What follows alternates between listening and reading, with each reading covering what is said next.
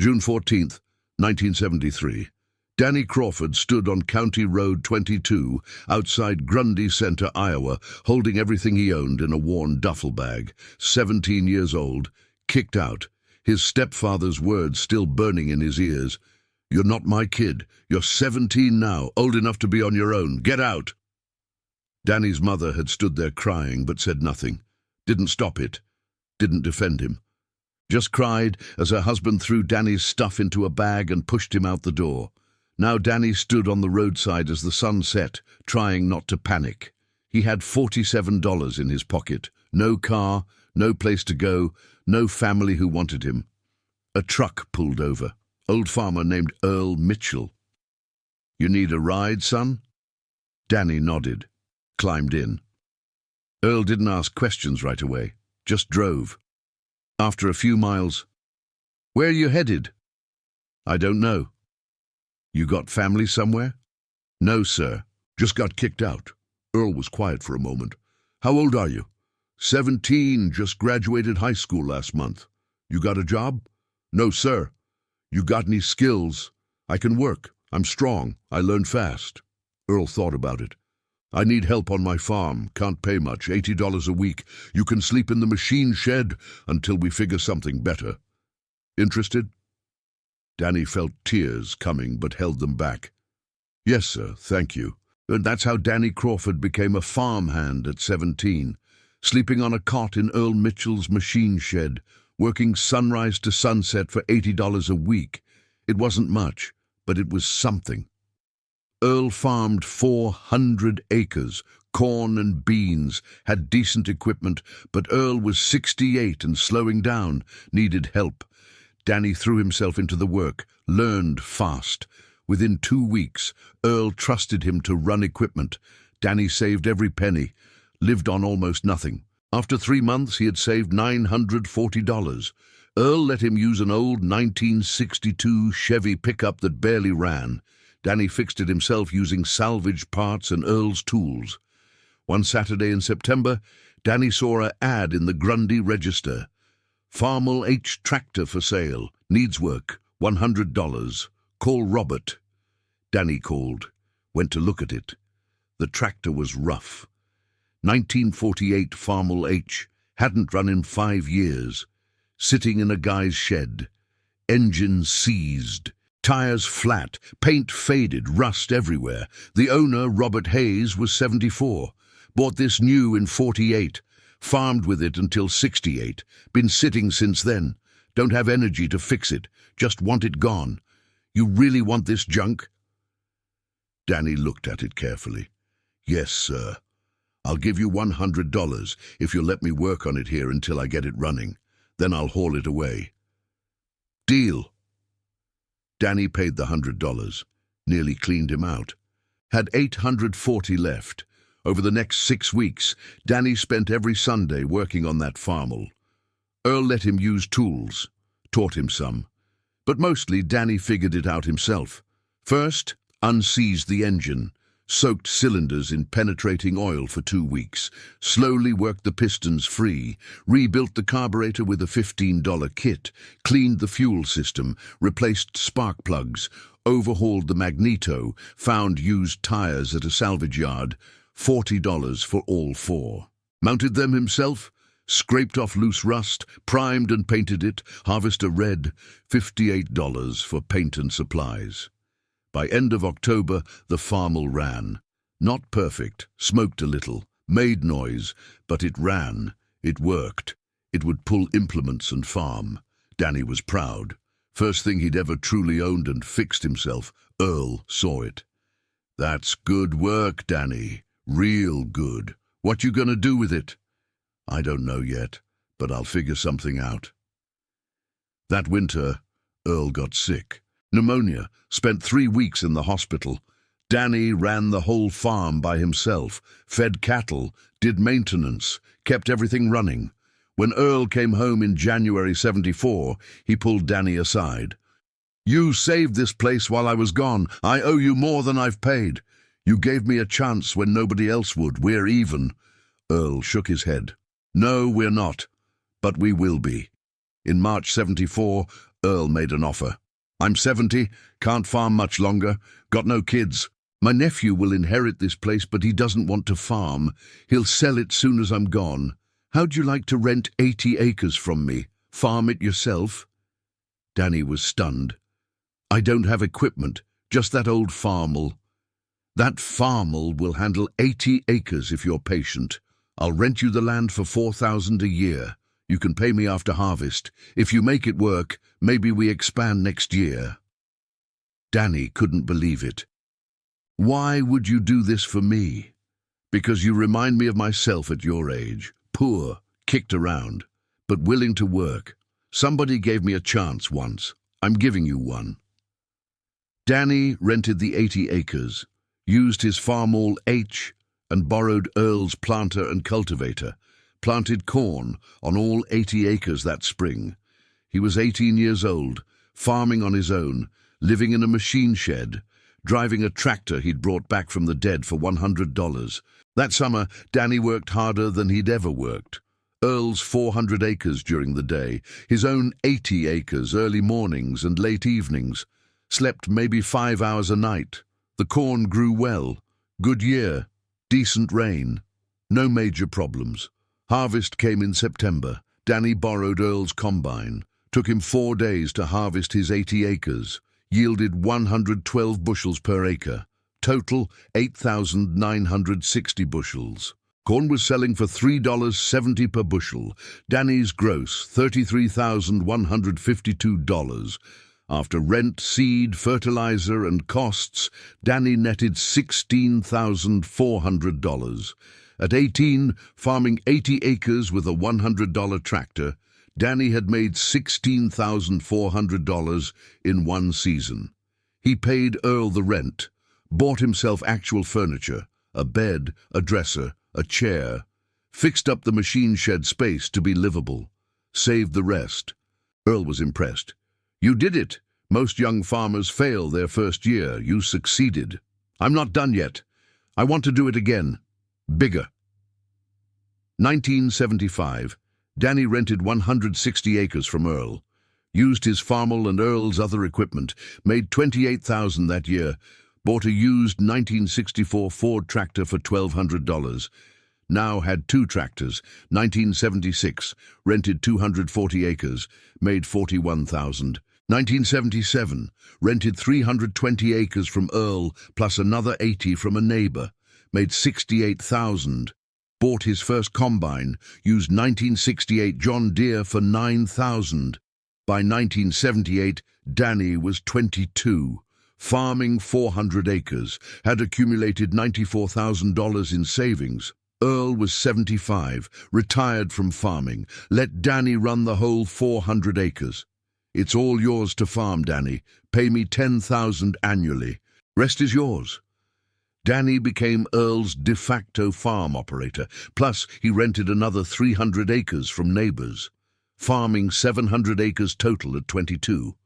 His equipment, that 1948 Farmall H he'd bought for $100 in '73, the '64 Ford, a '72 International, the '68 Deere Combine, all used, all paid for.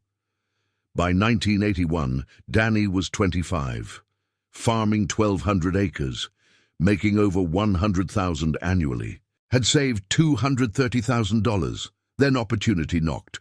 Earl died in January '82. His nephew put the 400 acres up for sale. Asking price, $320,000. Danny made an offer, $280,000 cash. The nephew accepted. Closed in March '82. At 26, Danny Crawford owned 400 acres, plus he rented another 800, 1,200 acres total operation. And it all started with a $100 Farmall H that he'd restored in a shed in 1973. That Farmall still sat in Danny's machine shed. He never sold it, never would. It represented everything. Where he came from, what he'd overcome. What was possible with nothing but determination. By 1990, Danny owned 800 acres, rented another 1,000, net worth $1.4 million. By 2000, Owned 1,400 acres. Rented 1,200. Net worth $2.8 million. In 2010, Danny was 54. Decided to tell his story. A reporter from Farm Journal magazine interviewed him. You were kicked out at 17 with $47. Now you're worth over $3 million. How? Danny thought carefully. I bought a $100 tractor that nobody wanted. Fixed it. Used it to farm 80 acres. Made $16,000 the first year. Reinvested everything. Never stopped working. Never gave up. Took 37 years. But I built this from nothing. What happened to your family? Your stepfather who kicked you out? Danny's face grew sad. My mother died in '89, never reconciled with me. Tried a few times, but my stepfather wouldn't allow it. He died in '94, left everything to his biological kids. I wasn't mentioned, didn't surprise me, didn't hurt by then either. I'd moved on. Do you forgive them? I don't know. Some days yes, some days no. But I don't hate them anymore. They made me who I am. If I'd stayed, I probably wouldn't have worked this hard, wouldn't have succeeded. So maybe getting kicked out was the best thing that happened to me. What about Earl Mitchell? What did he mean to you? Danny's eyes watered. Earl saved my life. Simple as that. He took in a scared 17-year-old kid and gave him a chance, taught him farming, helped him get started. I owe everything to Earl. I named my son after him. Earl passed in '82, but his legacy lives in everything I built. And the Farmall, the one you bought for $100? Still have it, still runs. It's in my shed. I start it up once a month, keep it maintained. That tractor represents my whole journey. From nothing to something, from kicked out and hopeless to landowner and successful. I'll never sell it. When I die, it'll go to my kids with instructions to keep it forever. Massey, the article ran in Farm Journal April 2010. Title, From $100 Tractor to $3 Million Farm, Danny Crawford's Journey. Got over 80,000 responses. People writing to say Danny inspired them. Young farmers saying his story gave them hope. Parents saying they'd use it to teach their kids about perseverance. Danny answered every letter, gave advice freely, helped several young farmers get started by renting them land at fair prices. In 2015, Danny was invited to speak at Iowa State University Agricultural Program. Topic: Building Success from Nothing. He brought the Farmall H, drove it onto campus, parked it outside the auditorium. 800 students attended. Danny told his story, showed pictures from 1973, him standing next to the broken-down Farmall. Pictures from '74, the restored tractor in the field. Pictures from every year after, the gradual expansion, the equipment purchases, the land acquisitions. Then he took students outside to see the actual tractor. Same Farmall H from 1973, still running, 42 years old. Still worked. This tractor taught me everything, Danny said. It taught me that broken things can be fixed, that patience and persistence overcome obstacles, that value isn't in appearance but in function, that you don't need much to start, just something that works and the willingness to use it. This $100 tractor launched a $3 million operation. Never underestimate small beginnings. Standing ovation. Students lined up to see the tractor, touch it, take pictures with it. Many said it was the most inspiring thing they'd seen in college. But the full story of that Farmall, what it really meant, what it really represented, was even deeper than Danny usually shared. The first winter, surviving. That first winter after getting kicked out was brutal. November '73 through March '74. Danny was 17 turning 18, living in Earl's unheated machine shed. Iowa winters are harsh. Temperatures drop below zero. Wind cuts through everything. Danny had a cot, 3 blankets, and a small space heater that barely worked. He'd wake up with frost on his blankets, could see his breath inside. Hands so cold he could barely move them. But he never complained. Never asked Earl for better accommodations, just endured. Some nights he'd sit by the space heater reading farming magazines Earl gave him, learning about crop rotation, soil management, equipment maintenance, teaching himself what he'd need to know. Other nights he'd think about his family, wonder if his mother thought about him, wonder if his stepfather regretted kicking him out.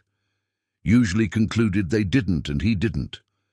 The loneliness was worse than the cold. 17-year-old kid. No friends, no family, just Earl, who was kind but 70 and didn't talk much.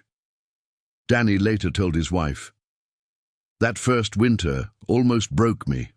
I'd lay there some nights thinking about just leaving, hitchhiking to Des Moines or Chicago, finding some other life, but I didn't have anywhere to go. And Earl had given me a chance. Couldn't let him down. So I stayed." The Farmall restoration that winter became Danny's therapy. Working on something, fixing something, creating something useful from something broken, it gave him purpose. When that engine finally turned over in late October '73, Danny cried. First time he'd cried since getting kicked out. Not sad tears, relief tears. He'd fixed something, proved he could do something meaningful. That mattered more than he could explain. The first harvest, terror and triumph. September '74. Danny's first harvest. He was 18, farming 80 acres with Earl's borrowed equipment and his restored Farmall. The corn was ready, weather window was good. Danny borrowed Earl's combine and started cutting, first time operating a combine alone, first time harvesting his own crop. Terrifying. What if he damaged equipment? What if he made mistakes? What if the yield was terrible? But he started cutting, slowly at first, then faster as he got comfortable. The grain tank filled. He augured it into the wagon, hauled it to town, sold it, got paid, real money, his money. From crops he'd planted and tended and harvested. By day 4, he'd finished the 80 acres, 8,960 bushels total. At $3.70 per bushel, that was $33,152 gross. Danny sat in his truck outside the grain elevator after the last load, held the checks totaling $33,000, started crying again. Couldn't help it. He'd done it. Gone from kicked out with $47 to farming 80 acres successfully in 16 months. Proved everyone wrong. Proved himself right. That night he called his mother, first time since getting kicked out. His stepfather answered. "She doesn't want to talk to you." Danny heard his mother in the background. "Who is it?" "Stepfather." "Nobody important." Click. Call ended. Danny never called again. Focused on farming. If his family didn't want him, he'd build his own life without them. The gradual expansion, patience and discipline. From 74 through 81, Danny expanded slowly but steadily. Never overextended, never borrowed. Always paid cash for equipment and never rented more land than he could handle. 75, 160 acres. Bought the Ford tractor. 76, 240 acres. Bought a used disc and planter. 77, 400 acres. Bought the combine. 78, 700 acres. Bought another tractor. 79, 900 acres. Bought grain bins. 80, 1,200 acres. Bought a semi-truck. 81, 1,200 acres. Accumulated $230,000 in savings. Every year, Danny reinvested most of his profit into equipment or land. But he also saved, built a cushion, prepared for bad years. His living expenses stayed minimal. By 1980, he'd upgraded from the machine shed to a small trailer house on Earl's property. Cost him $4,000. But it had heat, running water, a real kitchen. Luxury compared to the shed. He drove his 1962 Chevy truck until 1984, 22 years old. Only replaced it when the frame finally cracked beyond repair. Bought a used '79 Ford for $2,800. Wore the same work clothes for years. Bought them at farm supply store. Carhartt overalls, $32. Lasted 4 years. Bought 3 pairs. Rotated them. People who saw Danny assumed he was broke. Young farmer barely getting by. Nobody knew he was accumulating hundreds of thousands in the bank. The land purchase. Biggest risk. When Earl died January 82 and his nephew put the 400 acres up for sale, Danny faced his biggest decision. The nephew wanted 320,000. Danny had 230,000 saved. Could he come up with 90,000 more? Should he borrow, or should he let this opportunity pass? Danny spent 2 weeks thinking, barely slept. This was Earl's land, land where Danny had started, land that meant everything, but it was also a huge financial commitment. Finally decided he'd offer 280,000 cash. If the nephew said no, Danny would walk away, wouldn't borrow. Too risky. Made the offer. Nephew accepted immediately. Cash closes fast. I want this done. Danny used his savings and sold some equipment to raise 280,000. Closed in March 82. At 26, owned 400 acres. First night after closing, Danny walked the property. 400 acres. His, nobody could take it. Nobody could kick him off. His land, his security. Built from a $100 tractor 9 years earlier. He thought about Earl. Wished he could thank him again. Decided the best thank you was farming this land well, honoring Earl's legacy by building on it. The family he built in 1983, Danny met Sarah at church. She was 24, elementary teacher. Grew up on a farm. Understood farming life. They married in 84. Sarah moved into Danny's trailer house, didn't complain about its size or condition. We'll build something nicer when we can afford it. First child, Earl Mitchell Crawford, born in 85. Named after the man who'd saved Danny's life. Second child, Grace, born in 87. In 89, they built a real house on the 400 acres. Nothing fancy. 1,600 square feet. 3 bedrooms. Simple, but it was theirs. Paid cash, 48,000. Sarah taught Danny what family should be: love, support, patience. Everything his childhood had lacked. She never judged him for his past, never pressured him about his estranged family, just loved him. When Danny's mother died in 89, Sarah encouraged him to go to the funeral. You'll regret it if you don't. Danny went. His stepfather ignored him. His half-siblings barely acknowledged him. But he was there. Paid his respects. Left. Afterwards, Sarah asked, "Do you wish it had been different?" "Every day, but wishing doesn't change anything. I've built my own family now. That's what matters." The tractor tradition. In 1998, Danny's son Earl turned 13. Danny took him to the shed, showed him the Farmall H. "This tractor changed my life. Now I want you to learn on it." Earl learned to drive on the 48 Farmall, spent that summer operating it, cutting hay, doing field work, learning what Danny had learned 25 years earlier, that simple, reliable equipment properly maintained could work forever. When Earl graduated high school in 2003, Danny gave him the Farmall. "This is yours now. Maintain it. Use it. Someday pass it to your kids. This tractor represents our family, where we came from, what we built. Don't ever sell it," Earl promised. Still has that Farmall today. Starts it regularly. Uses it for small jobs around his own farm. His kids, Danny's grandchildren, learned to drive on it. 4th generation to operate a tractor Danny bought for $100 in 1973. The true cost of success. In 2012, Danny was interviewed for a documentary about farming. Director asked, "What did success cost you?" Danny was quiet for a long time. "It cost me a childhood. I grew up fast at 17. Had to. It cost me a relationship with my mother. We never reconciled before she died. That hurts still. It cost me thousands of hours with my kids when they were young. I worked too much in the 80s and 90s trying to build this. Can't get those hours back."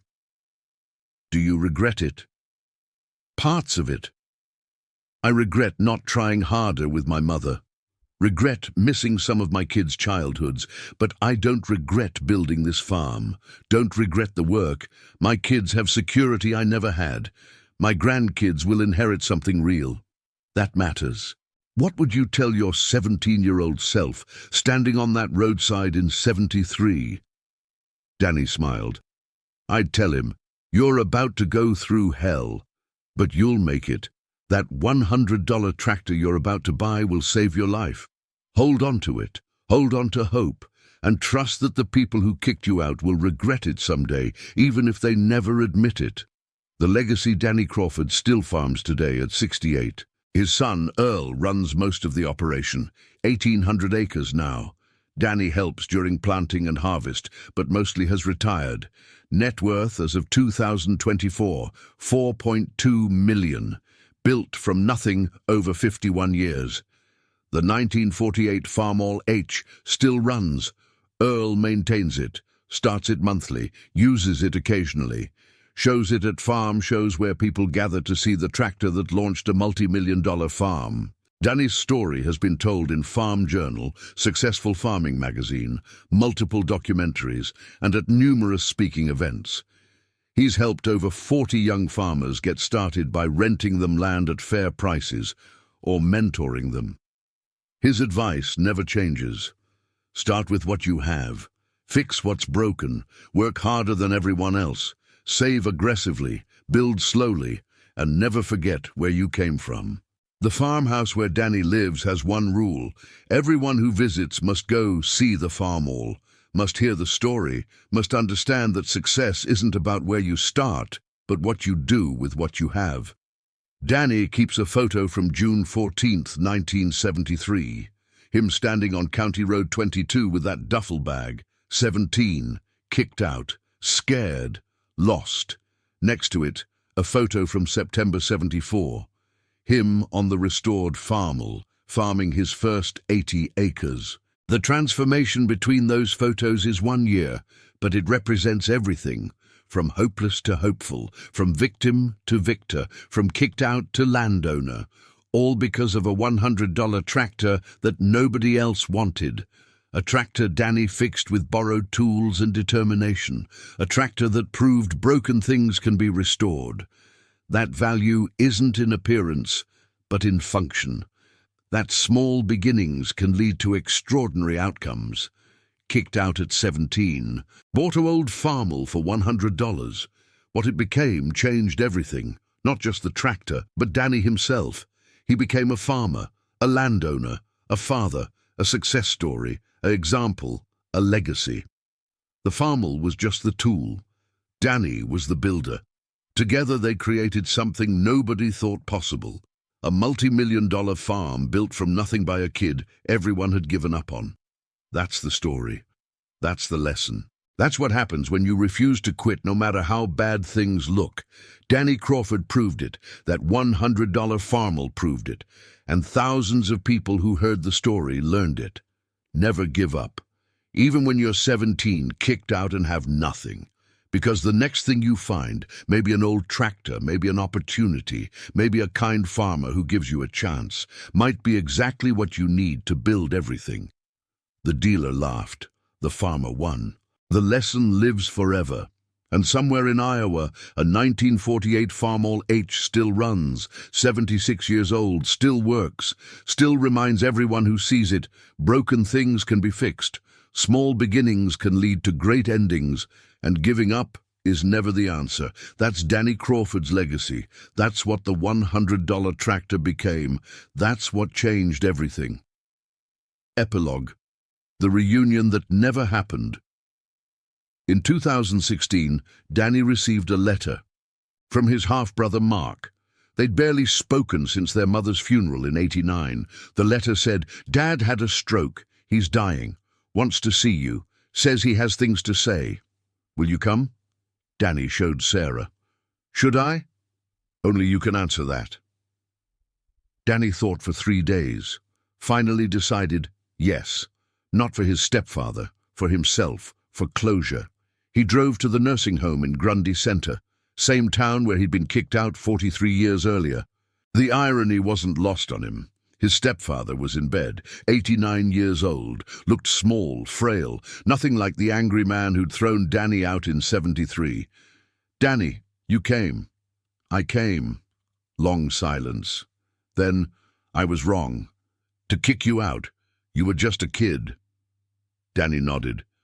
"Yes, I was. I was angry. Your mother brought you into the marriage. You weren't mine. I resented that. Took it out on you. That was wrong. Why are you telling me this now?" "Because I'm dying, and I don't want to die knowing I destroyed a kid's life and never apologized." Danny looked at the old man. Felt nothing. No anger. No forgiveness. Just emptiness. "You didn't destroy my life. You made it harder. But I survived. Built something good. I have a family, a farm, security, things you never gave me but I found anyway. I heard. Your brother told me. Said you're worth millions. That true?" "It is." His stepfather closed his eyes. "I was wrong about you. Thought you'd fail. Thought you'd end up in jail or dead. You proved me wrong. I proved myself right. That's what mattered." Danny stood to leave. His stepfather spoke once more. "Can you forgive me?" Danny stopped. Thought about it. Honest answer. "I don't know. Maybe someday, but not today. You took my mother from me, made her choose between us. She chose you. I can't forgive that yet. Maybe I never will." He left. His stepfather died 2 weeks later. Danny didn't attend the funeral. Felt no guilt about it. Some bridges burned beyond repair. That was okay. Sarah asked, "Do you regret going?"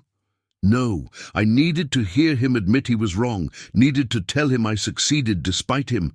That closure matters. But forgiveness? That would have been a lie. "You're at peace with that?" "I am." And he was. Because Danny had learned the most important lesson. You don't need approval from people who hurt you. You don't need forgiveness you're not ready to give.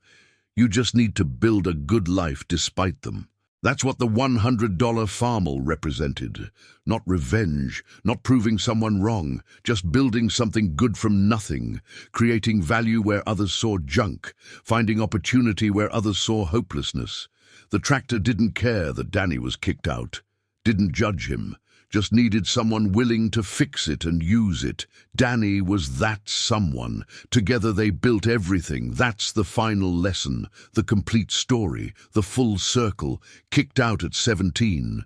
Bought an old Farmall for $100. Fixed it, used it, built a life, raised a family, created a legacy, taught thousands, inspired millions. And when that stepfather who kicked him out finally admitted he was wrong, Danny didn't need the validation. He'd already proven everything to the only person who mattered, himself. The Farmall still runs. Danny still farms. The legacy continues. And somewhere a 17-year-old kid standing on a roadside with a duffel bag is learning, this isn't the end. It's the beginning. That's Danny Crawford. That's the $100 tractor. That's what it became. That's what it changed.